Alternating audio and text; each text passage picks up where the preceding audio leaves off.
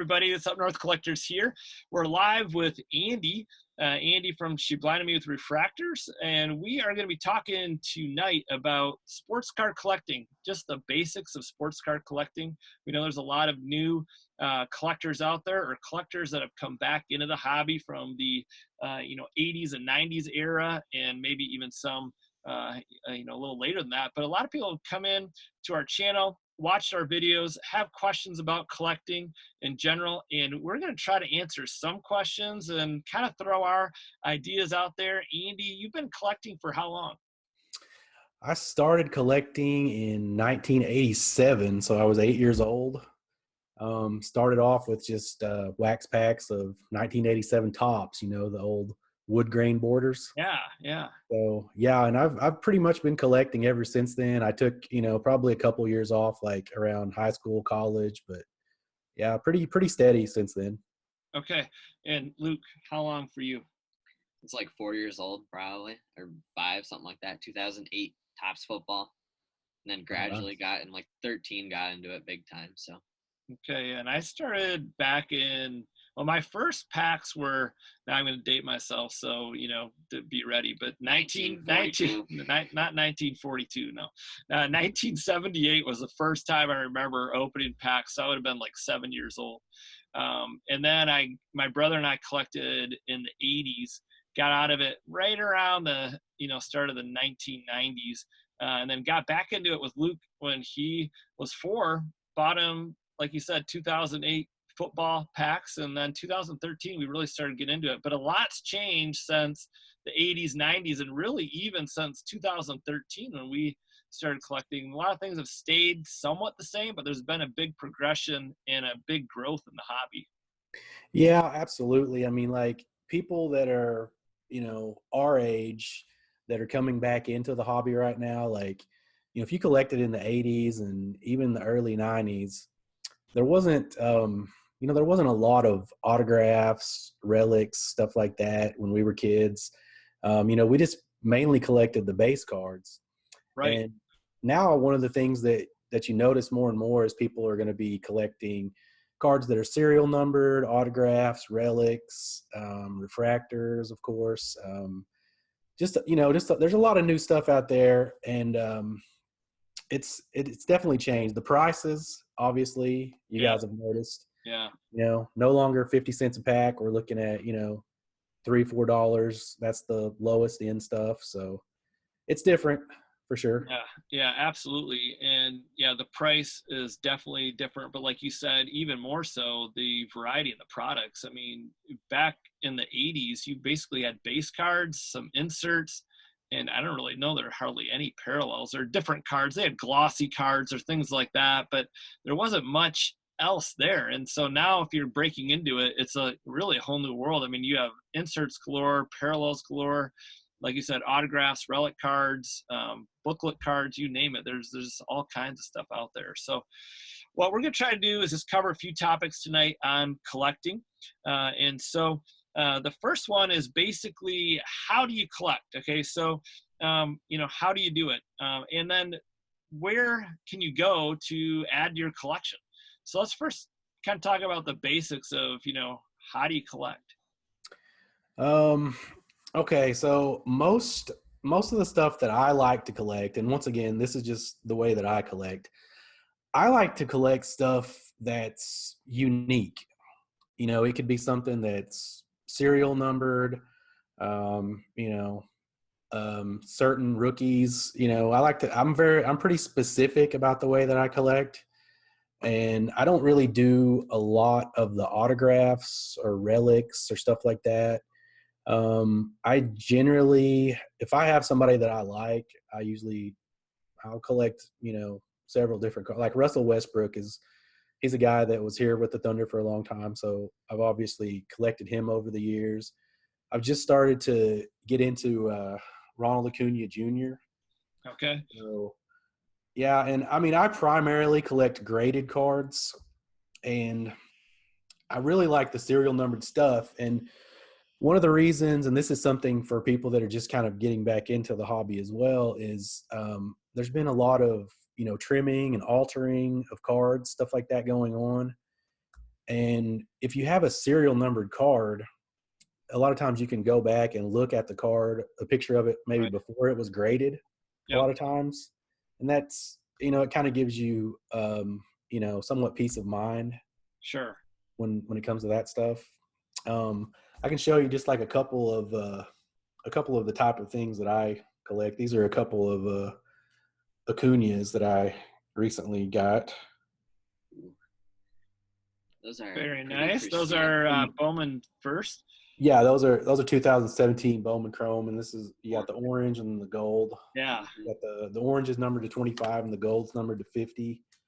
But like I said, I don't really collect a lot of the autographs, so neither one of these are the autographs. Which the autographed cards of these are $30,000 probably for the orange and Yeah. 20,000 for the gold. So Yeah. obviously that's not within my budget, but Right. yeah, that's kind of the stuff that I like to collect, and I primarily buy stuff off of eBay.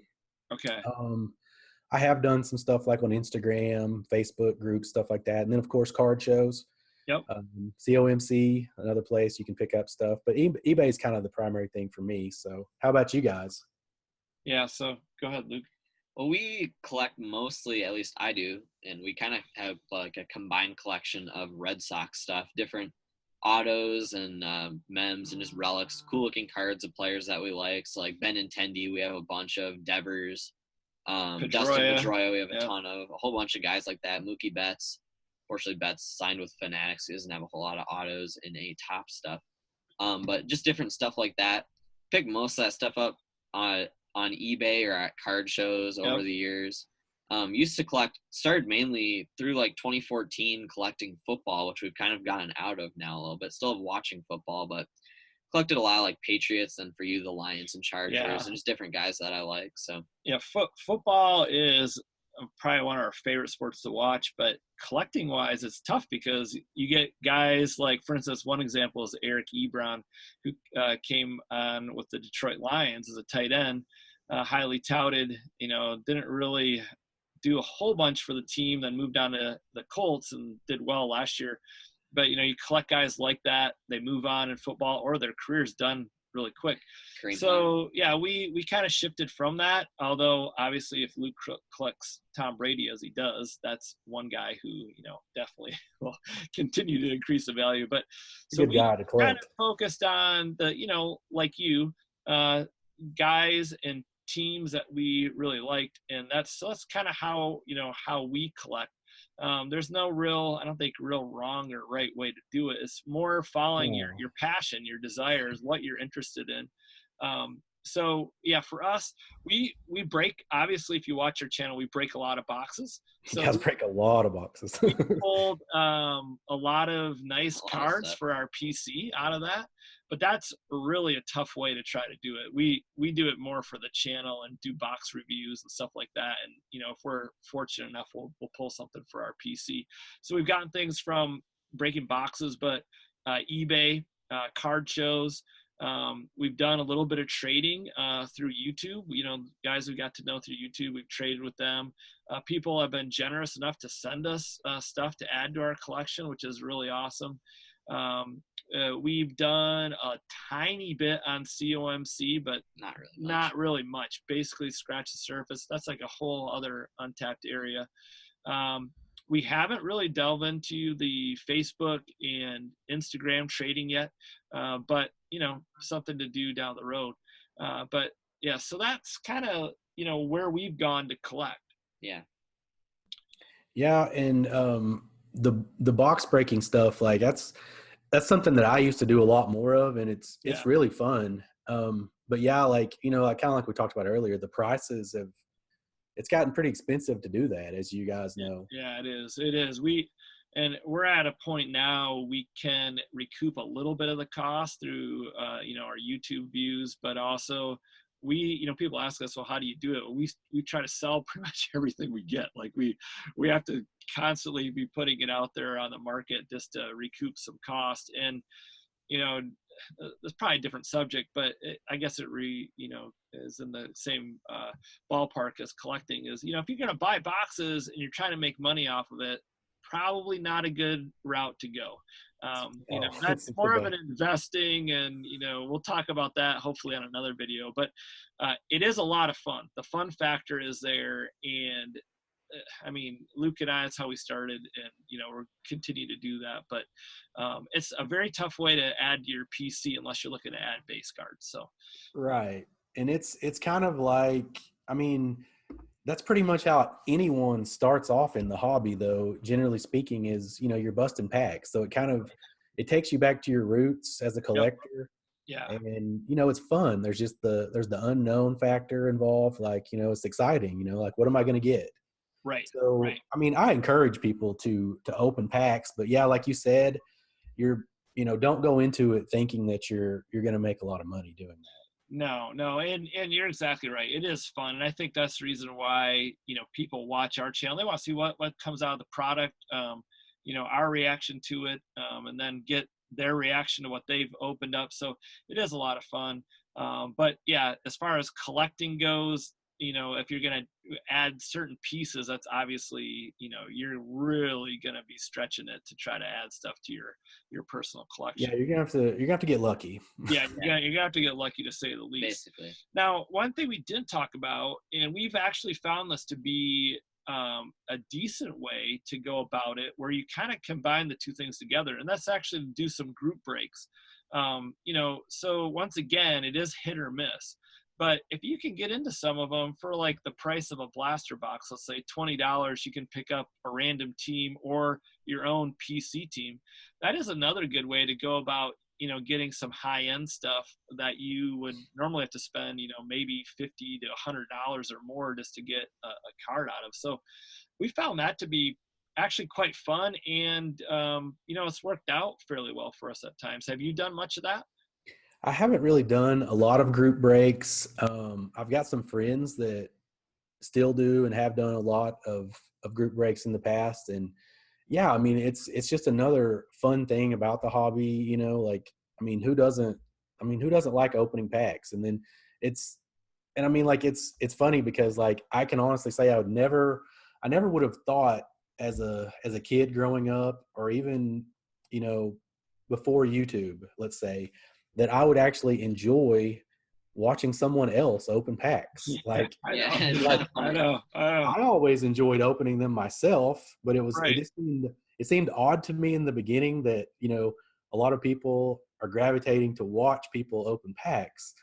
And, you know, after you kind of get used to, like, just the concept of it, it's really neat. Like, you know, I watch you guys all the time, like, whenever new products come out, and because, you know, I want to see what Right. the product is like. And, Yeah. you know, you guys do a great job of, you know, representing all the different sports and all the different products, and, you know, showing people what's out there. So Yeah, yeah. well, that's how we basically got started. I mean, Luke and I were collecting, and we lived in northern New Hampshire at the time. No hobby shops by us, Not even and close. not even close. And so the nearest one was like 2.5 hours away. So we had Walmart by us, and that was it. So we're like, well, you know, what else is out here? So I think we just typed in on YouTube, you know, football box breaks or football hobby boxes or something like that. Yeah. And these guys came up, and we started watching. We're like, oh man, look at this and look at that. And And we yeah, learned, that's how I learned almost everything that I know about the hobby, from at least to start off, was from watching yeah, YouTube videos. That yeah. was Yeah. fun. So yeah, we learned a ton, you know, about just the basics of the modern card industry, which, you know, was really helpful. So, you know, talking about collecting, you know, how do you go about doing it? You know, we watched a ton of YouTube videos, and that really got us caught up to speed on modern day collecting. Cause I mean, for me, I watch those videos, I'm like, okay, this is not the 80s anymore. You know, I mean, No. it's like a whole No. new world. I didn't even know what they're talking about. I had no idea what a parallel was. Like, I'm like, what's a serial number thing? And, you know, what's a superfractor and all this Yeah. stuff. It was like a whole new language. Yeah, for sure. Yeah. So, Luke, what is it like with, you know, kids? You're what, 16, 15, yeah. 15? So what is it like now, you know, from someone your age's perspective, as far as, like, getting into the hobby? I don't know. I think it's sports in general. Like, for my age, professional sports, from what I've seen, are kind of on a downhill compared to, like, people a little bit older, like in their 20s, 25s. I don't really know why, but people my age just really aren't into them as much. But the kids who are really into them think it's pretty cool and are kind of interested in it, like with the aspect of like the money making and actually getting people's, signatures and pieces of memorabilia and stuff. So Yeah. people like the idea. I think just I don't know, it's kind of like a different, like kind of diverse thing that not that many people do. I mean, I've met few people in random places that collect cards, but not very many my age. So Right. I mean, it's one of those things where there's a lot of us out there, but in the big picture, it's a really small group, really. Yeah, it yeah, is. It is. And the neat thing I think that we saw this year, and I think Andy, you probably would attest to it too. But at the national, there seemed to be. We've only gone to 3 nationals. We went to the last 3 years, but this year of any, I think I saw the most young people from like about maybe 8 or 9 years old to like seniors in high school. I mean, it was actually quite astounding how many young people were running around there this year compared to years in the past. What did you think? Yeah, I mean, I think the crowds in general were probably the biggest that I've seen at a national, but yeah, definitely more young people for sure, which I think is great. I mean, I've seen kids there that are, 18 to maybe, early 20s, let's say. Yeah, And yeah, they'll be walking around with $20,000-$30,000 worth of cards. I mean, yeah, right, right. We're like, where did they get that money from? I don't know what kind of allowance they're getting, but Yeah, hey, more yeah, power to them, right? yeah, But and the one thing that's interesting too is like that's kind of why I was wanting to get like Luke's perspective on that is because so many of the young people that are entering the hobby, they are like so much more educated on all of this stuff than like let's say what we were when we were that age. And there yeah. wasn't near as much stuff when we were young too. Right. So I think it just kind of like in this new fast-paced world, I think they're able to learn so much so quickly. Yep. I mean, it's pretty fascinating to talk to, a lot of the younger people and, realize how much they do know about it. Yeah, it is true. And on our channel, we get a lot of young people that comment and ask real intelligent questions, and you can tell there's a lot of information that they're getting fed and have questions about or trying to figure out.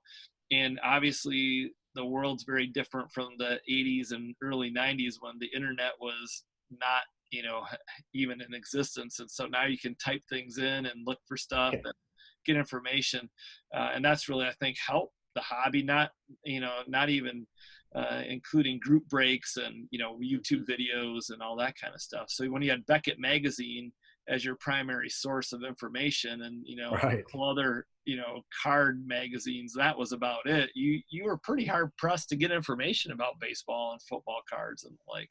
Beckett and Tough Stuff. Yeah. Wasn't there one other one? It was like almost like a Reader's Digest size. Sports Collectors Yeah, Digest. sports. Yeah, yeah, yeah, Yeah. yeah. That was So another. there wasn't many. Well, let's move on. So we talked about how do you collect? Where do you pick up things for your collection? Now here's one that is obviously open ended, but what should you collect? Okay, so we're not going to dictate what anybody should collect, but just some ideas like what is out there in the sports card world, and maybe because people ask us this, what's the best baseball product to collect, or what's the best football, or what's the best basketball? So we don't necessarily have to stick to products, but just kind of like what would be good advice for people getting into the hobby? Well, I mean, if you're looking at it from just a pure collector's point of view, I would say, if something looks good to you and you like the way it looks, then collect that. Now, if you're looking at it I assume that what a lot of people are asking is what stuff is going to maintain its value, because even if you're a collector, you don't want to spend $100 on something and then it just completely tank to like $20 or something, right? Right. So I assume that's kind of what people are talking about. In baseball, I mean, I think Topps Update has become a really popular brand, and a lot of the brands, I think the ones that have some stability as far as they release them every year. I would say that kind of stuff. So Topps Update in baseball, of course, Prism basketball, Yep. Optic has been coming on very strong. That's the kind of stuff for collectors that I would. And then I think Contenders football is probably one of the more popular ones. That's, it's been around for a while. But yeah, I mean, that's the kind of stuff that, as long as the player does well, that's the kind of stuff I think that's going to hold its value over time. Yeah. Yeah. I'm not sure if that answers your question, but No, I think it does. Yeah, just try to give like a general overview. I mean, we'll talk if hopefully we'll get to a chance to do another video where we'll talk about investing and and flipping. Like, what is that about? And I think we'll cover more of that on there. But yeah, I think that's a good guideline. I think basically if it comes down to what do you like? Like, like you said, what catches your eye? What do you like? I mean, some people don't even care about the value, right? They just want. yeah. I remember this one guy, and I can't remember who it was, but he collects just like I shouldn't say just collects, but he collects the rookie cup cards. Like that's his thing. Other people might collect, gold parallels or maybe the pinks out of, Topps Chrome baseball or, so you have that, but then you have people who I think are asking the question, where's the most value? And that's going to vary, from sport to sport. But, if you're just like a pure collector, I mean, like I know I have lots of friends that collect like team sets. They'll do like player collections. They want like at least one card of like everybody that's in the Hall of Fame. I mean, there's so many different ways to collect, and there's no right or wrong way. But yeah, like if you're doing it just for enjoyment, you just kind of want to get away from, the everyday life a little bit. It just as a hobby. I mean, yeah, just collect what you like. That's whatever makes you happy. That would be my right. advice. I think that's the basic bottom line. And obviously, everybody has a limited budget. Even if it's $1 million, there's a limit to it, right? Right. Most people are just on a limited budget. So yeah, I think that's the main idea is just get into something that you like.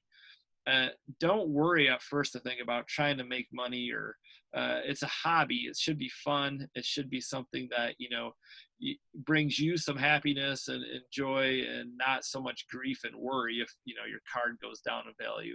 I think that is really, it should be the start of it. I mean, when Luke and I started collecting together, it's because we liked it. We thought it was fun. We could pull cards of football players that we were watching on Sundays, and it was fun.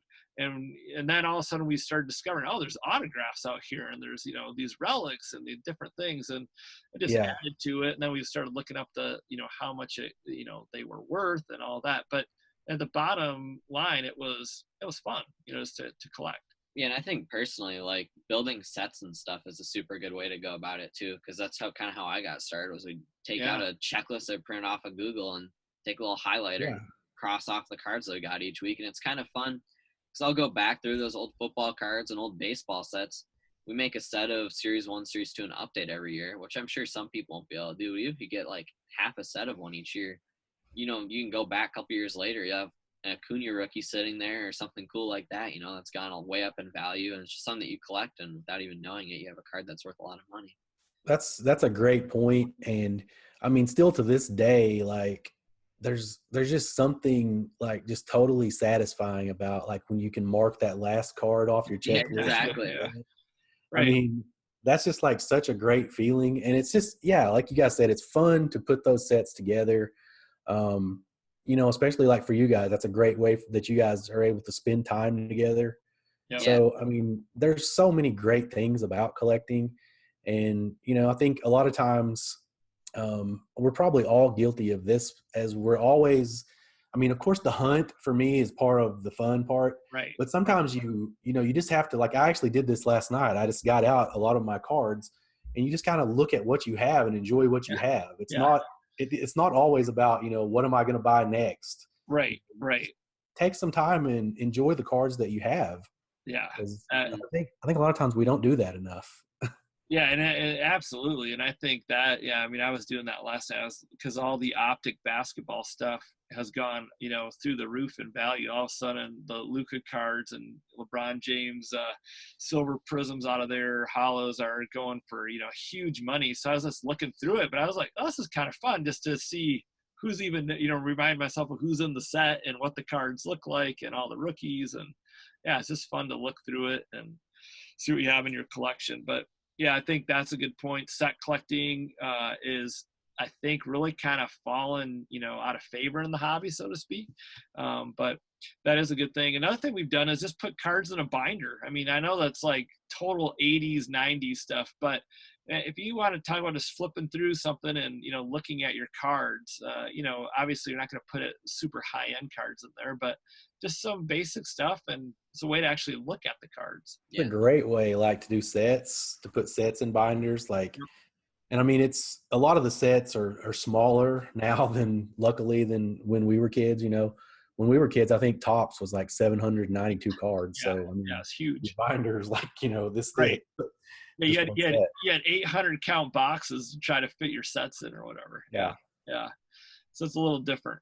Well, that's, a little bit on how to collect. Now let's talk about what we collect. We talked a tiny bit about it, but, let's get more into the specifics. What, Andy, do you collect, and a specific sport or sports?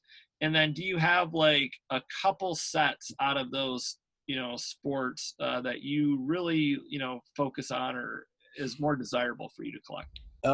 Okay. So living here in Oklahoma City, even though he's not with us anymore, I've been collecting Russell Westbrook, for a while. So that's kind of like, I'm not like a big time player collector. Like, I don't like try to buy like every card of him, but if there is something that like, really catches my eye, like I want to get it.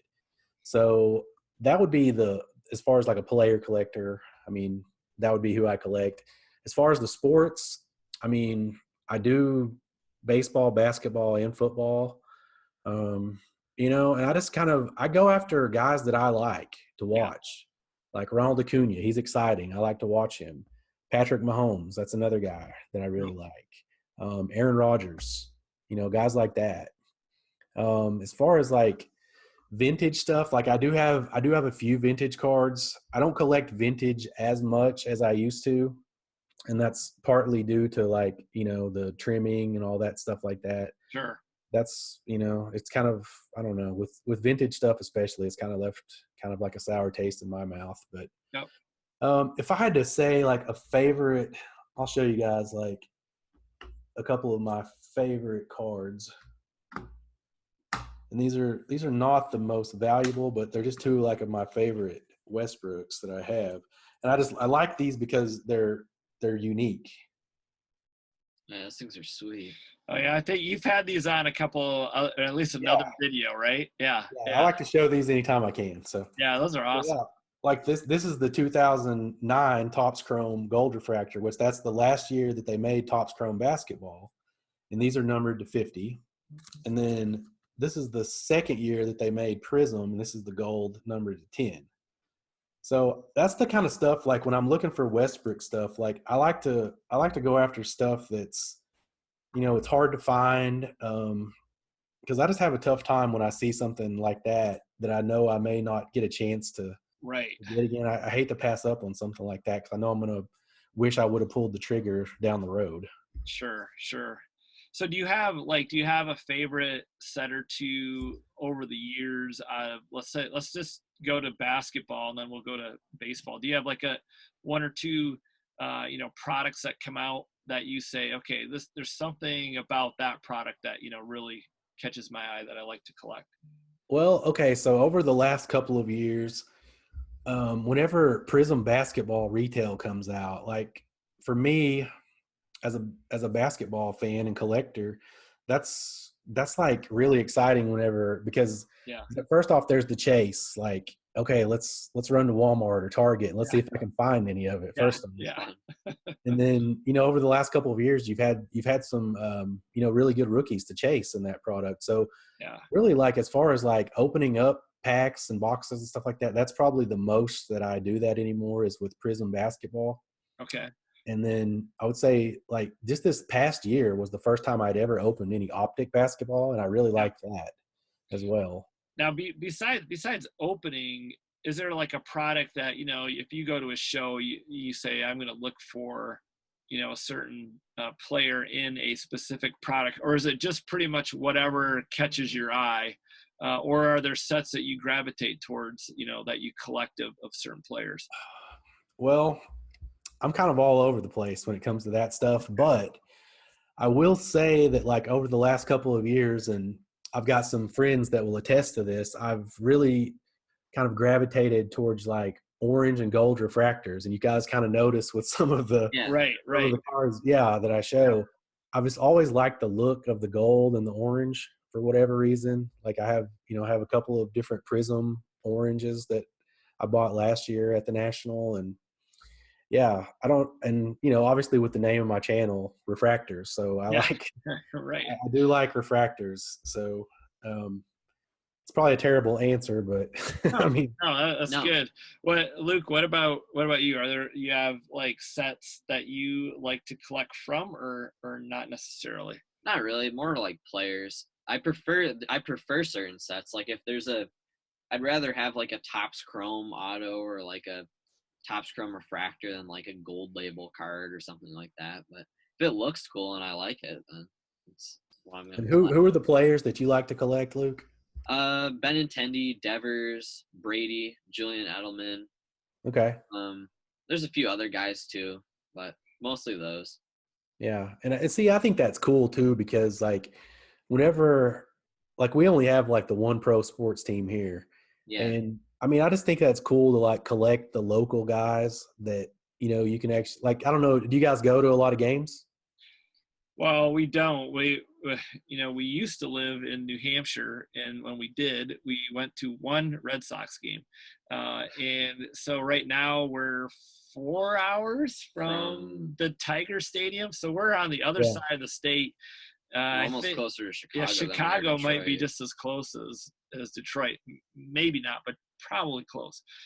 So yeah, we don't go to a lot of games. No, we watch a lot, but physically being there, no. And then, see, like we only have the one pro sports team, the Thunder, but we got the Sooners here. So Yeah. a lot of times I'll collect like, some of the guys that came from here, Baker, Kyler Murray, Sure. Adrian Peterson, guys like that. So it's just fun when you feel like you have more of a connection with that player. Like it just kind of makes you want to collect them, I guess. Yeah. And I'm sure it's that way for a lot of people. Yeah, I've had the same thing before. I wish I could get more into it. His stuff's pretty expensive, but Tim Tebow, I've always liked Tim Tebow, watched him.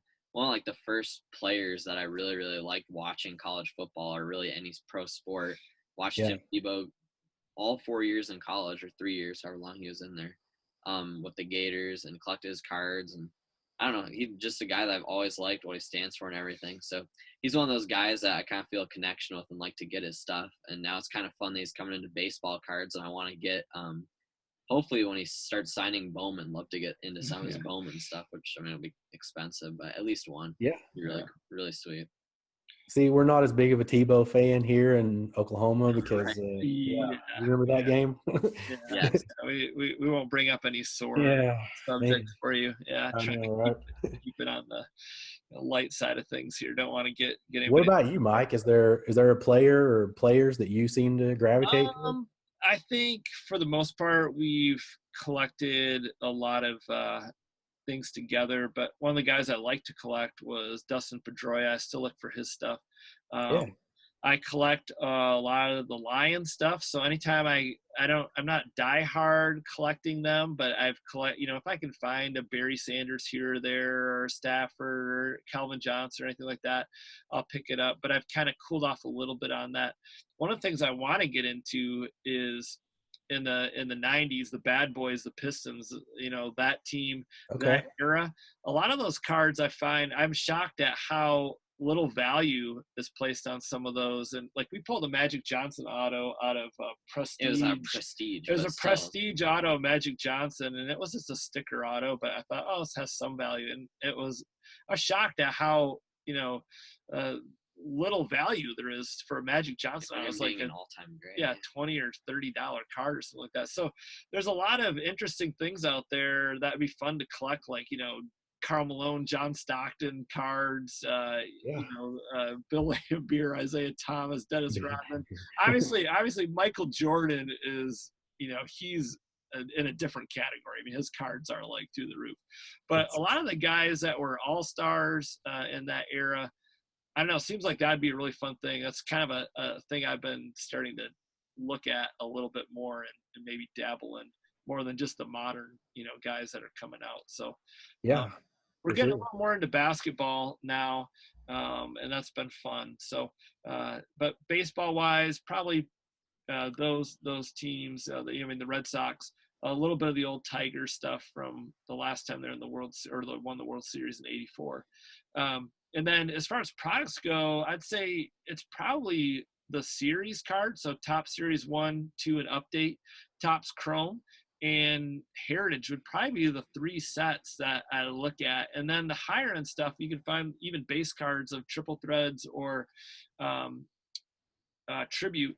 Those are, just nice to have base cards of. So those are just a few of the sets that we will look for. Yeah, another thing too, like for me, I like collecting stuff because I play a lot of sports. So like I'm a kicker in football, so I like to look for different like kicker stuff occasionally and try to pick. Like I picked up a Vinatieri flawless auto a couple years back at National and stuff like that. I think is really cool. Or people, I follow different people on social media and see athletes like doing different stuff and working hard, and you kind of aspire to be like that. So you collect some of those guys. I think that's cool.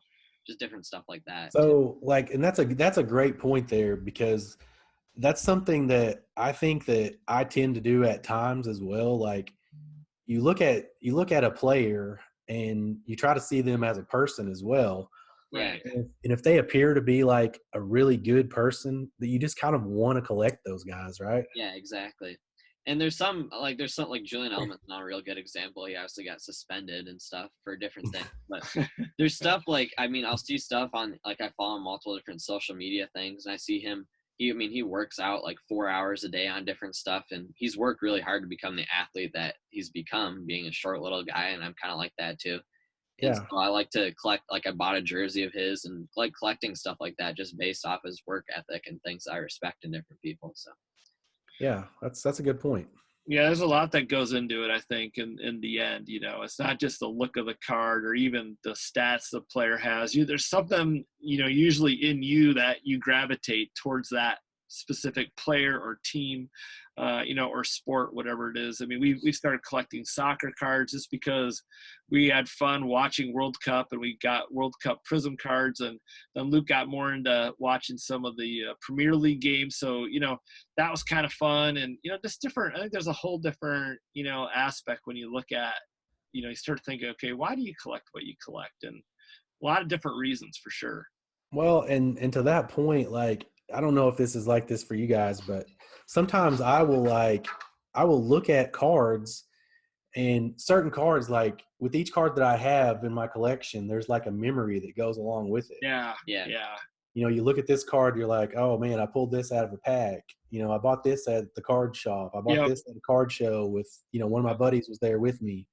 So it's like there's just so many memories that are attached from when you purchased it, and then sometimes the player, like, will bring back a memory of something, a game that you watched that they were in or something. So oh yeah, for sure. Yeah, for sure. Yeah. Yeah, and that's good. No, good. That's the beauty of collecting in general, I think. That's what I was gonna say too. Like a couple years back, a few years back in 2014, I worked hard, saved up money, bought a box of 14 Platinum Topps football. Pulled a Jimmy Garoppolo card out of it, which was really sweet at the time. So he's supposed to be a good backup, obviously, for the Patriots. He got traded to the 49ers, and I don't know, he never really played on the Patriots, went to a different team, didn't really want it anymore, so sold that card for a decent chunk of money at the time, and ended up buying a Julian Edelman autographed jersey with it. So I thought that, I have like that memory of that jersey. Yeah, see, and it's fun to think back at that kind of stuff. Like, and I think most collectors I know anyway, they're pretty big sports fans. I mean, that's kind of why we gravitate towards this stuff, is because, and I watch probably as many games as anyone I know, like across all the sports. Like some people don't watch a lot of games, they'll watch the highlights or whatever, but man, I really get into the games and just like all the different aspects that go with it, Yeah, that's definitely something that we're trying to get into more with basketball, because watching the highlights, like I said, is fun, but you can't really get the same feel as if you're watching the game. No, and if you're trying to decide like how good you think a player is, you Right. want to see the whole picture, not just like their Yeah. best moments. Yeah. Because Yeah. a lot of times the guys that have the best moments, there's a lot of other moments that Right. Right. you know, Right. They're not going to show you on the ESPN. yeah. Yeah, the See 2-second video clip. you see the guy that, came off the bench and had like 2 highlight dunks, but you're like, Yeah. what happened to that guy? Why does he never play? Right. Who is he? Yeah. Yeah. Well, watch the Well, rest of the game, you'll know. well, we'll end it in just a second here, but let's just briefly for like a quick minute, and maybe we can do more of this on another video. But just talk about the future of collecting. Basically, is it a bright future? Is it stagnant or is it declining? What would be your take if you had to just give it a quick summary? Well, if you would have asked me like before the national this past year, I would have said, "Man, I'm not sure like what kind of shape we're in as a hobby." But after going to that, man, I just felt really rejuvenated. I mean, just so many people there, so many great people, and everyone was just really excited about everything. So I felt a lot better about it and going forward, after being there. But there's always going to be, there's always going to be stuff that happens in the hobby, Sure. negative stuff, but Yep. that's life. But I feel really good about it, especially, like we talked about earlier, all the young people that are getting involved. Yeah. Yeah. So I think it's in a good place right now. How about you? Yeah. Yeah. For me, I would say yes. I'd say it's growing, and I'd say probably at a more rapid pace than I could imagine it. Yeah. I mean, not that it's like taking over, popularity of other other things, even collecting, Yeah. things like at Comic Cons or something like that. Getting into all that Funko Pops or anything like that's not getting anywhere close to that, but it is growing, and definitely we've seen a big increase in our views on our YouTube channel, and just trying to buy wax has become a challenge. So there's definitely a demand that's out there that's higher than before. Yeah, for sure. Yeah. So we'll end it here, but Andy, thanks so much for joining us. And we look Yeah. Thanks for forward having me. to try to do 2 more videos at least with you sometime in the near future. And so we're hoping to do one on investing, like, can you invest in sports cards? How do you do that? Is there money to be made? All those kind of questions. So we'll try to cover some of that in another video. And then we'll talk about flipping, maybe in another video. What is flipping? Can you do it? Have you done it? What are some tricks? So those Okay. are a few topics that we'll like to cover. But check out Andy's channel. She blinded me with refractors. Great channel. We've got to meet Andy this year at the national in person, and are grateful that you joined us on this video. And we hope to do some more collaborative work with you. But definitely check out his channel, sub to his channel if you haven't yet already, and check out the content. I'm sure you're gonna like it. Yeah. Any last words, Andy or Luke? Not really. You kind of summed it up. Thanks again. Yeah. I mean, it was great to be on here with you guys. Like, I mean, out of all the people I met at the National, I think I had as much fun with you guys as anyone. Just, hanging out, talking. We broke a little bit of optic basketball, which, that's been a crazy little ride that optic has been on Right. lately. But Yeah.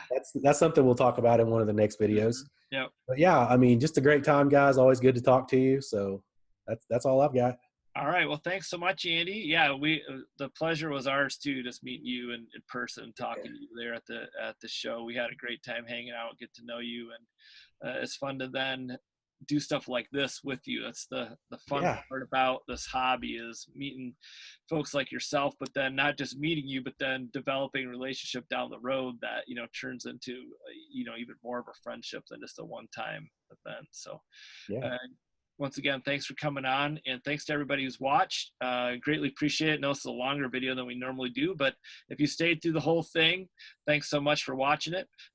Comment below what you think about this topic and questions you might have, and we'll try to answer any questions that you have if we can.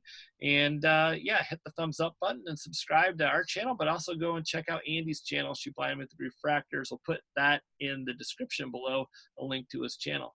So thanks for watching, guys. Thanks again, Andy. So stay tuned for more videos, and take care and have fun collecting, guys. We'll see you soon.